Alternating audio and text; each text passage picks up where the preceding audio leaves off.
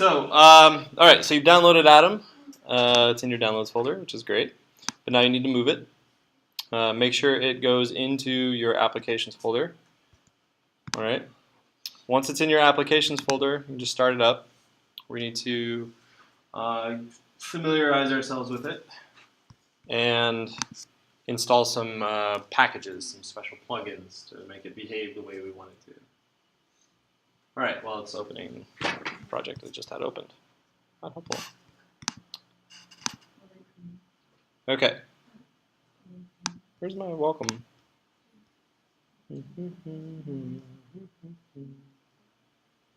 Well, let's do this. There we go. All right. So with Atom open, you probably got like a little like welcome screen or something. It's, talk about a new project. I forget what it was. Yeah. What we want to go to is go up to where it says Atom in the top left. I know it's really hard to see on this projector, but up here in the top left, click on that. Go to Preferences. All right. It should open up something that looks similar to what I have up here. We've got core settings, editor, key bindings, packages, themes, updates, install. This config folder, Andrea, is what I was talking about with the hackable stuff, being able to hack the editor itself. You open up the config folder and mess with things and it does look different. It's also something you can safely ignore. Yeah, that's very confusing to me. All right. All of these defaults are good. There's nothing you need to change. Let's see. The first things you might want to tweak, if you want to, is in the editor. Under here, under font family, you can change the name of the. You can change the font that it uses. Only use a monospace font, and what I mean by a monospace font is a monospace font is a font where every letter and every character takes up the exact same width of space. Okay, so they can line up in a grid really easily. That is easier for writing code. Right? If you don't want to worry about that, just leave it at the default. If you don't want to care about it, just leave it default. It will by default be a monospace font. Okay. Font size you can change if you want to, bigger, smaller. While you're working, you can also just command plus or minus. That'll make the font bigger or smaller. Let's see. Everything else is default and fine. Turn on scroll past end if it's not on. So scroll down until you see that. Scroll past end. Let me open up another window to show you kind of what that does. Oops. You have it. I know you have it. It's like in the. It's you'll have to find it.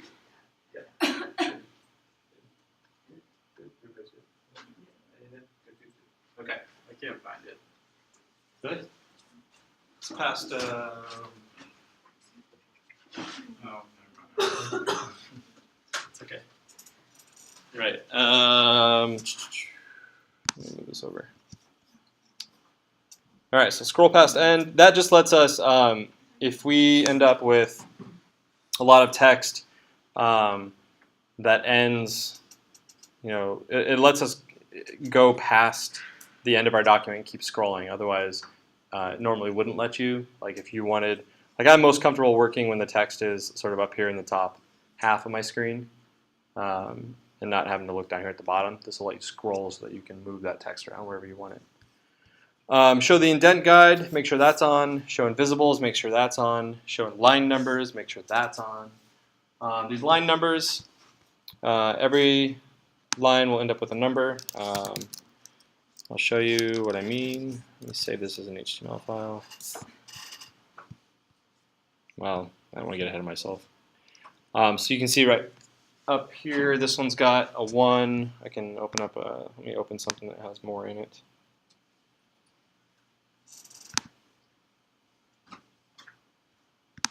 Oops.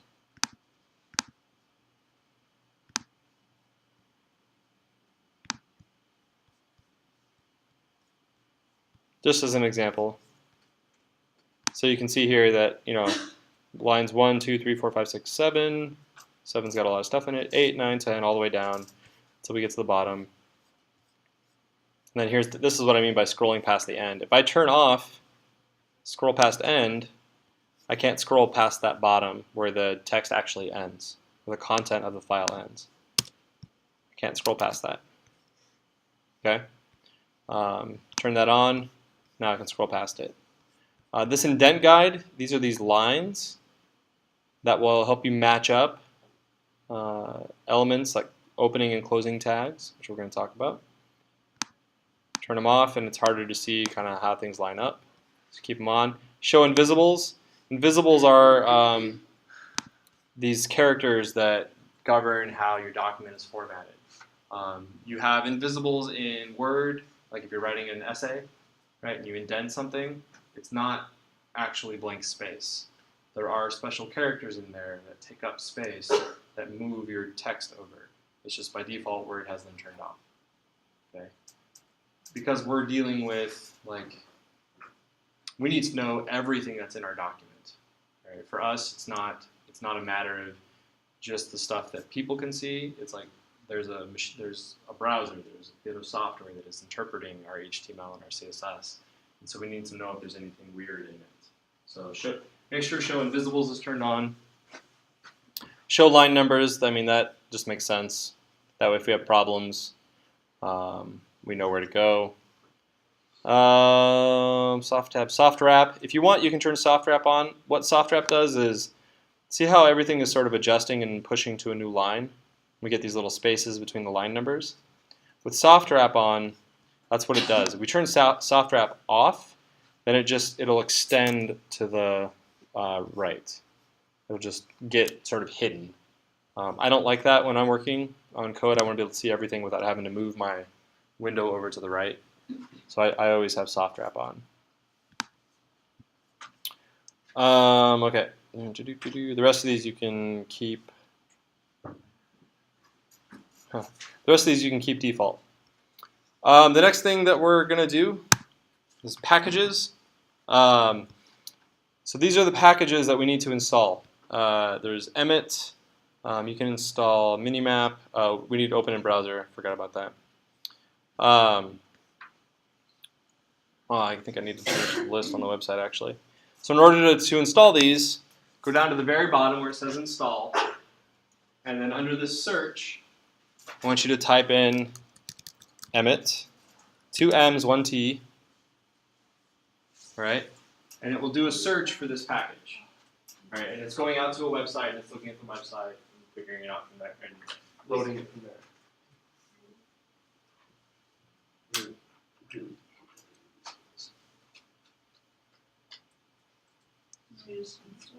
Yeah, so if you don't have it installed, it'll show up, you'll get this blue box that says install, so just install it. We just do the regular one. Yeah, just do Emmet. Don't do any of the others. So install that. Yeah, it's installed. Super easy. I mean, you're making me want to dump. Keep looking at your donut. What's GitHub? Huh? What's GitHub? GitHub is this website that provides this code control.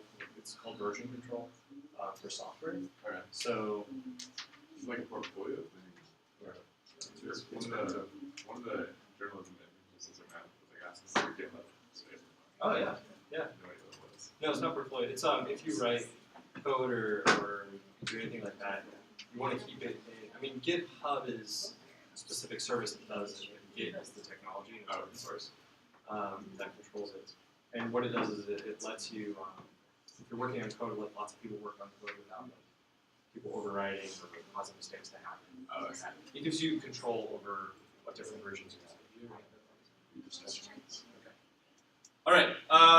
So the next thing we need to install is open in browser. I'm going to update the list on the website when we get done.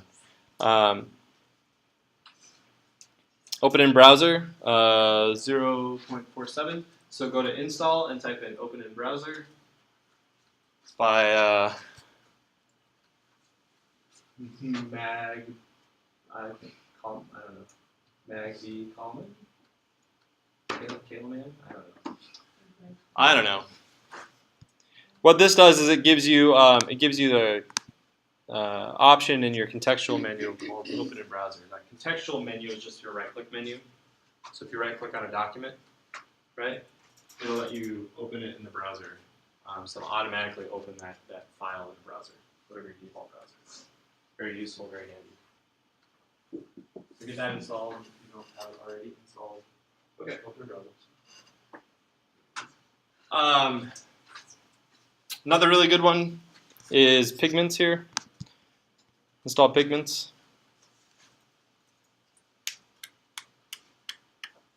So do a search for Pigments, install that. Aid33. What Pigments does, it's really nice. It's not the latest version. It's not?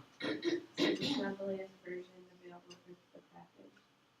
But it's compatible with your version of that. Sometimes the Adam just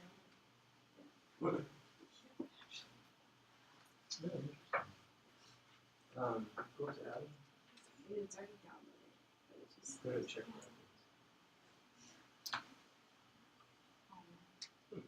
okay. So Pigments is Pigments itself is not updated. I'm probably a version behind on that.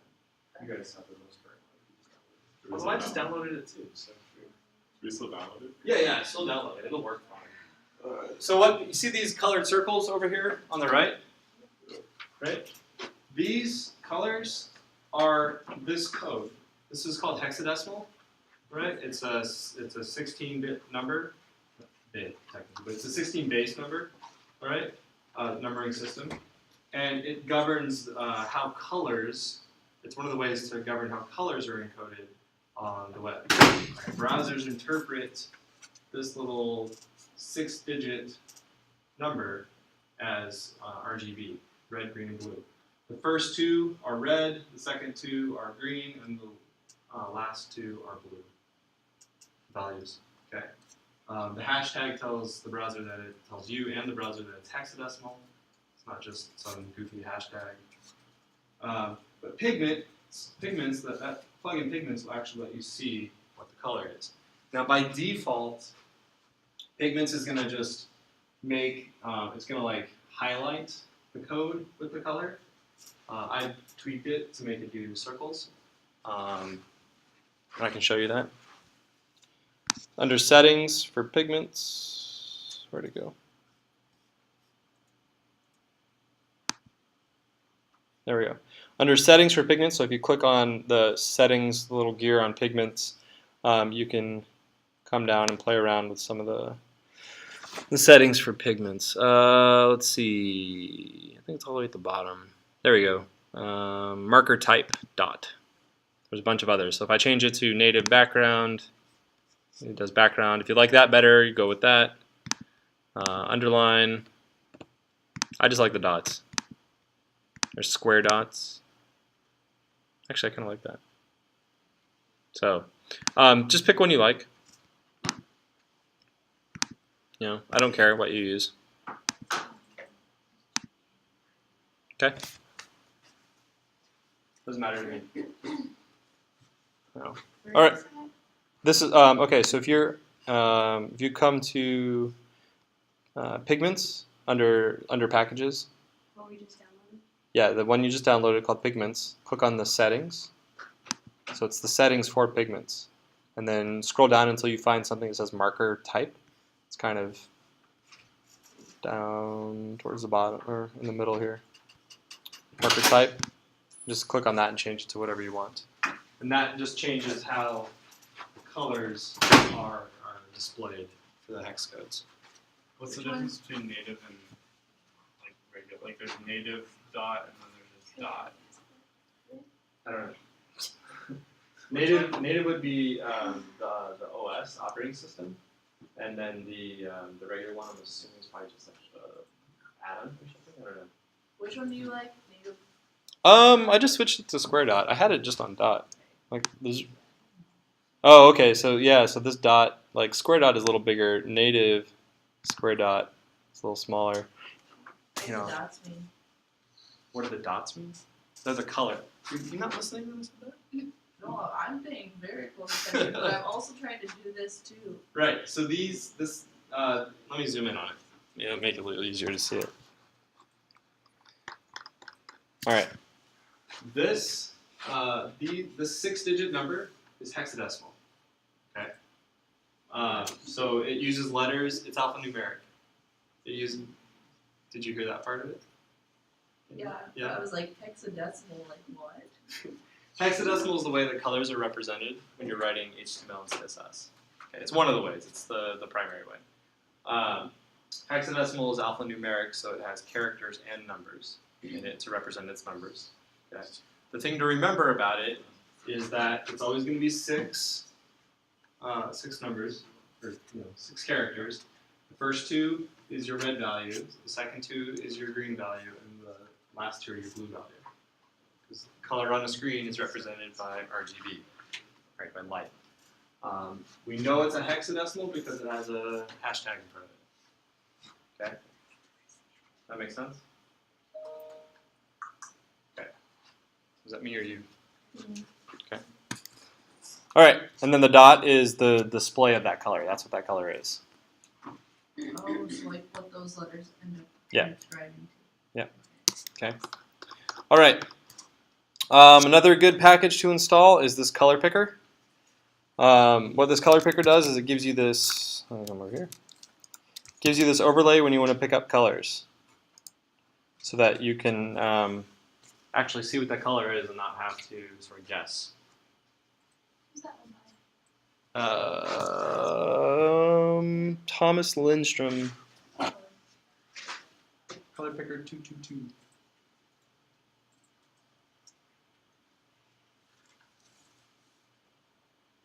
Then you just use Command-Shift-C to open it up when you're in a HTML or CSS file. And it will auto-fill the. It'll by default it opens up as RGB, which is the other way, the other system for showing color. You can say RGB and it gives you the red, green, blue values. But down here at the bottom, it's got tabs for other color methods, color models. We want hex, so just click on hex, and it will switch to whatever the hex value is for the color. What do you press to get Command-Shift-C. If you're in it, you have to have a file, like an HTML or CSS file open. You're not there yet. Okay, another one that I find useful is Minimap. That gives me this. That's this little bit over here. This is a sort of zoomed out view of all of my code that lets you kind of jump to sections of your code really quickly. Let me restart real quick.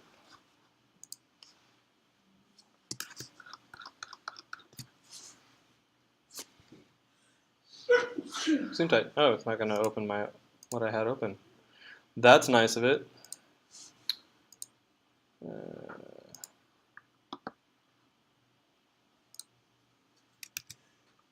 we go. Zoom tight.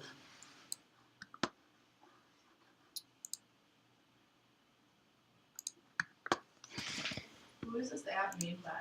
Or is it just like a random? It's made by GitHub, a company called GitHub. All right, packages. Okay, so color picker, Emmet, Minimap if you want it. You don't have to have it, but I find it really useful. Some people don't like it because it is cutting out like a column of horizontal space from your document. You can do Minimap pigments, which just shows the colors right there like that if you want. And that's it. Those are all the default ones, or the non-included ones that we're going to use. Any questions? Anybody having trouble with those? Everyone has them set up? Yeah? Okay. Andrew is like, no. You don't have any questions, or you have I any? don't have any questions. I have it all set. Excellent. Excellent. Okay, then let's move on. All right. So you can safely kind of close all the windows that were open don't quit out of Atom, but you can definitely close them all. When we're setting up when we're setting up this project, wherever you save your stuff for this class, you're going to want to make a folder in that location. This folder should just be the name of responsive website or whatever, just your project name. It's like any other. I don't know what that was. It's like any other project for us. All right, I want you to put it in a folder. This folder is where we are going to keep our HTML and our CSS files. Okay, this folder is essentially our website. So like you're building an actual website and you're going to go to like Creighton.edu. This folder is Creighton.edu. Does that make sense? Okay. So once you make the folder, what I want you to do is take that folder, drag it down, and drop it on the Atom icon. This is going to open Atom in project mode. All right. Project mode gives you this this window over here on the left that shows you the folder that you just dropped on the icon. It will also show you all of the content of that folder. There's nothing in it right now. We're going to add stuff to it. But this is how you can navigate throughout your project, add stuff. We can add folders and files through Atom, which is what we're going to do. But that's just a snapshot of that folder in the hard drive. It's just like an InDesign when it like grabs your images. When you place your images, it's that same kind of concept. It's just looking at the folder and updating constantly. Okay. All right, so the basic bare bones of a website is an HTML file and then a CSS file. All right. Are there different ways to code it and what? Different ways to create them. Yeah. Is that what you're asking? Yeah.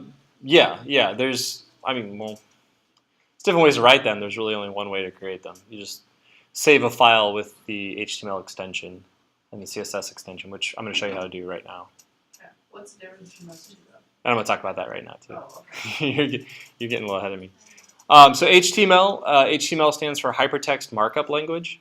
HTML is the content. It is the skeleton of your site. Okay, it's what gives your site shape. All right, and stuff. Everything that you want to show on your website needs to be in your HTML. Okay, so all the words, all the pictures, all the videos, everything goes in your HTML. HTML has a very specific structure that it has to follow. We're going to talk about that. All right, so under responsive, like if you right-click on the name of that folder there, we're going to create a new file. It's going to ask you, okay, enter the path for the new file. The path is just like the location of it. We want it to be in what's called the root of this folder, which is the very first level of the folder. Okay. Yeah, we're going to talk about that too. This first level of this folder is, I don't know another way to say it. It's like the starting point. Okay. And everything else is relative to this first level. It's called the root. It's represented by nothing. Like you just don't put anything extra in that bar. You just put the file name. Your file name has to be index.html. Index.html is a special kind of HTML file that gets loaded but doesn't show up in like the URL bar, the address bar of a browser. So when you go to Creighton.edu, you're actually going to Creighton.edu/index. Probably index.php, but it's index. Okay. If you call a file index, it won't show up in the browser, and it just looks like the directory or the URL that you're going to the site. Okay. Does that make sense? There won't be any file extension. Right. Yeah. I'm having trouble getting into the roots part of it. Really? Yeah. Right clicking. I have. Right click on this. New file. Oh, okay.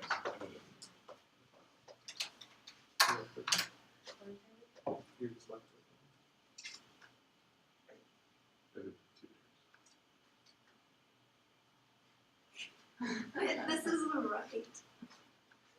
Yeah, but if you don't have your trackpad set up, right click. It's not going to work. Okay, so index.html, hit enter.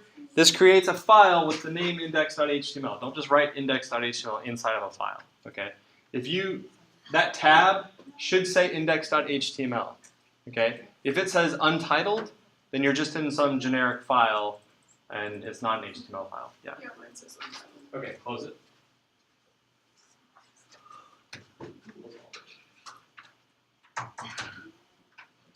Okay, yes. No, so, yeah, let's do it. We'll go to this folder, right click. New file. Good? Okay. Everybody's good? Everybody have a tab open called index.html? Who doesn't? On restretching again? Sorry, it's a reflex. It's a teacher reflex. I'll be out in public and I'll see people's arms go up and I'm like, yeah? I don't know you, but do you have a question? Everybody's okay, right? Like, okay. I just want to make sure because this is important. All right. So this is our HTML file. So we do this.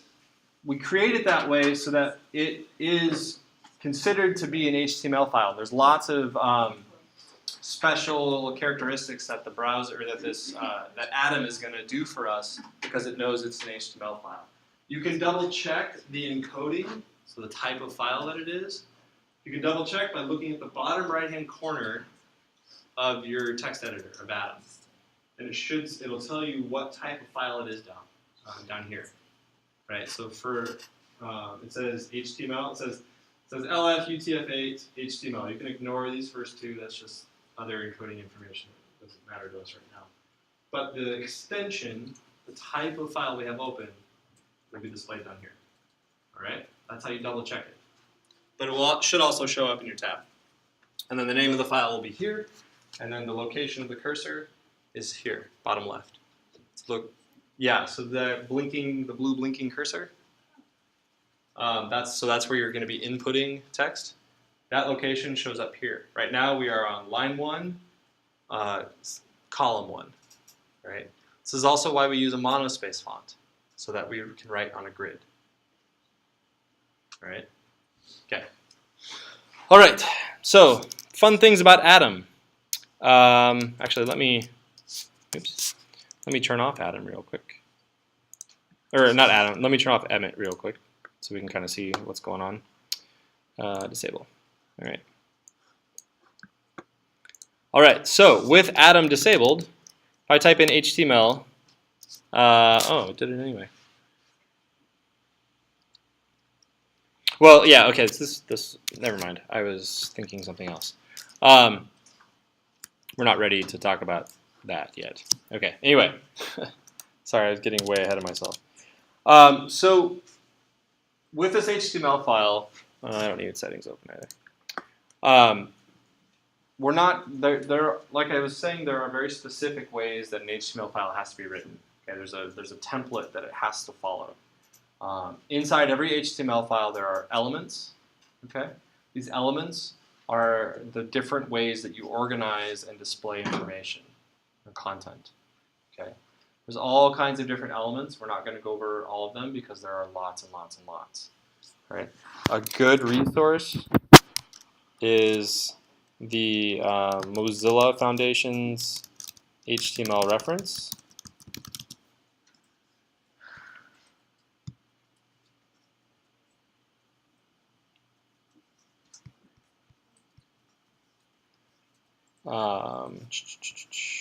So if we look at their element reference real quick, I just want to show you. Look over here on the left. These are all the different elements. Okay? We're not going to go over all of them. That's way too many to know. I'm going to tell you and show you the ones that I want you to use. But if you ever forget, you can always go to Mozilla and check them out. An HTML element always has an open tag and a close tag. Okay, and what I mean by that, and I'm just going to write an element here. I'm going to write div. Usually, you have to write them like this. Okay, this is the basic structure of an element. It has a right angle caret, the name of the element, a left angle caret. That is a tag. Okay, And then to close it, you do the same thing, except you start the closing tag with /. Right? These are bookends. Okay. So left bookend, right bookend, stuff in between. And so we would put our stuff that we want to show up in this div right here.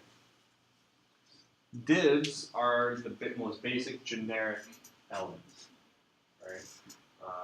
I forget what it actually stands for, but it's either division or divider or something dumb like that. It's a box to put stuff in. Right? Every element is at heart, and its most basic characteristic is that it's a box to put stuff in. Okay, put stuff to display on your screen. It's just a box. Right? Keep that metaphor in your brain. It's important. There's all kinds of different ones we're going to use, but they're all just boxes. The most basic ones, the ones you absolutely have to have, are an HTML element. So we have an HTML element. We have an open and a close, and this is our HTML document. Okay. Everything that's inside of it is HTML. This tells the browser everything inside of it is HTML. Anything outside of that HTML element is not going to show up in your browser window. So we don't type the doc type thing, that just comes. Yeah, don't type anything yet. I want to talk about this stuff first. No, I just mean like on my notes, like we don't type Oh yeah, no, you don't type it. You can, but Adam does this really nice thing where if you just type in HTML and you get this little drop down, this autocomplete, you can just hit enter, and it will autocomplete all the basic things that you need. Called a boilerplate. It's just a basic template. But it also looks a little more complicated than it should right now. Let me put div in here and collapse it. Okay, so HTML is the very first. That is the root element. Okay, it's the most top level element you can have. Does that make sense? It's where everything starts. Just like the root of the folder is that first level where everything starts. This is the root of the document. Right? Root is just a computer term that means where everything starts. Okay, where the hierarchy or the structure of your system starts. So then you have to have two other elements in that are the direct descendants or the children of the HTML. These are actual terms used. You have the head and you have the body. Okay. This relationship between these elements is called the parent-child relationship. Okay. The head and body are children of the HTML element. All right. Does that seem clear? That's pretty basic, but does that seem clear? They inherit characteristics that you apply to the HTML. Are you recording this? That's fine. I just took a picture. Oh, okay, that's fine. They record. I didn't do my hair today. They record. Comb my eyebrows. My wife wants me to do for some reason. It's gonna get wild. Anyway, where was I? So anyway, they inherit the characteristics of the HTML. So children inherit the characteristics of the parents, right? You guys look hopefully somewhat like an amalgamation, you're an aggregate of your parents. Or maybe you look like one more than the other, whatever, it doesn't matter. It's that same idea, right? That's why the metaphor is used. But here's where it kind of breaks down with HTML and CSS. We only call it a parent-child relationship when it's the immediate descendant, all right? So it's immediately dependent or inside of this other element. So HTML and head and body have a parent-child relationship, but the stuff that's inside of head and body doesn't have a parent-child relationship with HTML. Does that make sense? They're descendants, but they're not like, it's not like parent-grandchild or grandparent-grandchild. Does that make sense? Ish. Ish. Okay. Ish is fine. Ish is fine. There's no such thing as grandparent, grandchild, great grandparent, great grandchild. It's just descendants. It's parent, child, and then descendants. All right. So the head usually has a few things in here. You can put a lot of different stuff in the head.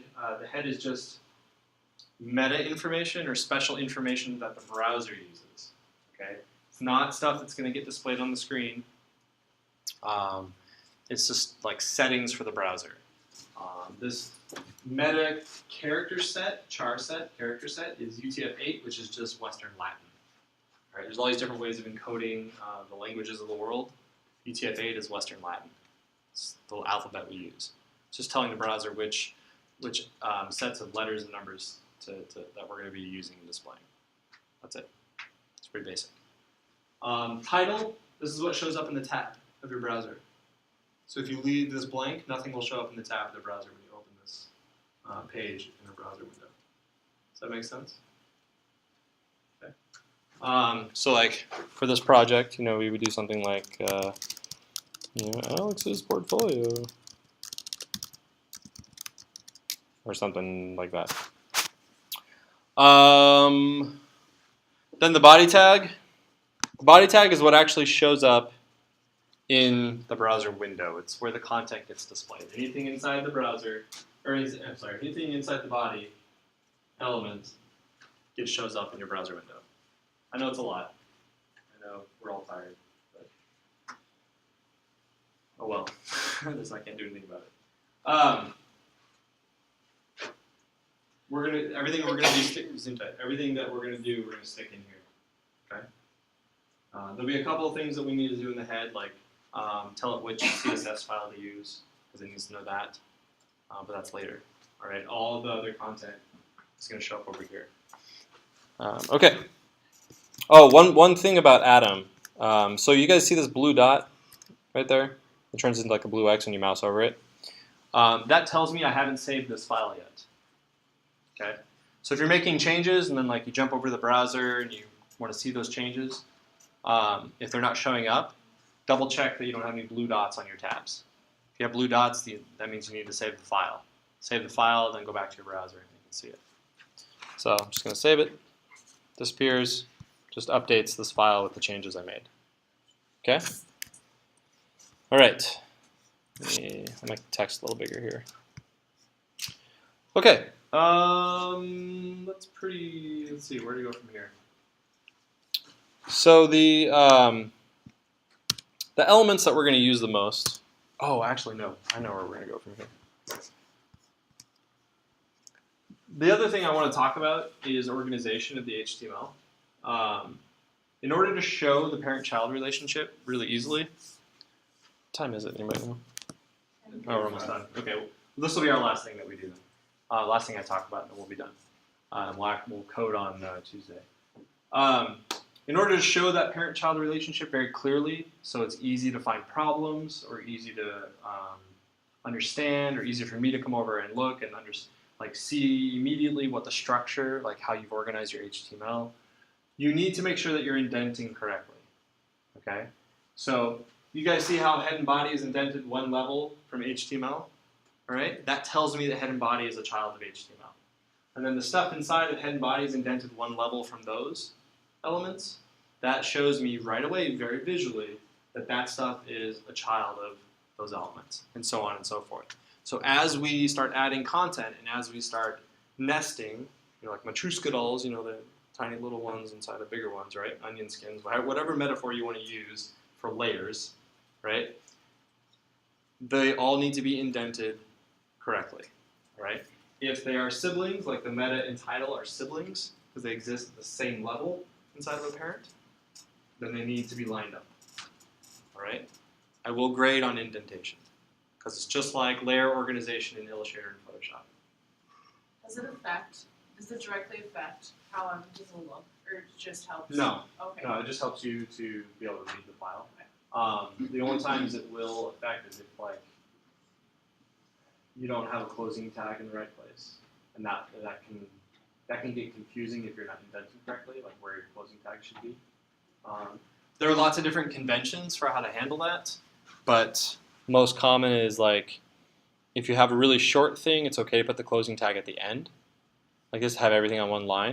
But if this was really long, then I would move it to a new line and have the open and close before and after. There's lots of different conventions, but that's the one I use. All right. Any questions about any of this so far? How do you save? Grand S. Oh, Nothing special. Sacrifice a chicken in Command S. Light some candles. Were you just like, dumb joke? Is that why you shook your head? Yeah? Good. Okay. No other questions? Everybody's good? Okay. All right. So feel free to forget all of that over the weekend, and we'll pick it back up on Tuesday. Yeah. Great. Good. I know it's a lot, but it will stretch your brains, and hopefully it'll get easier.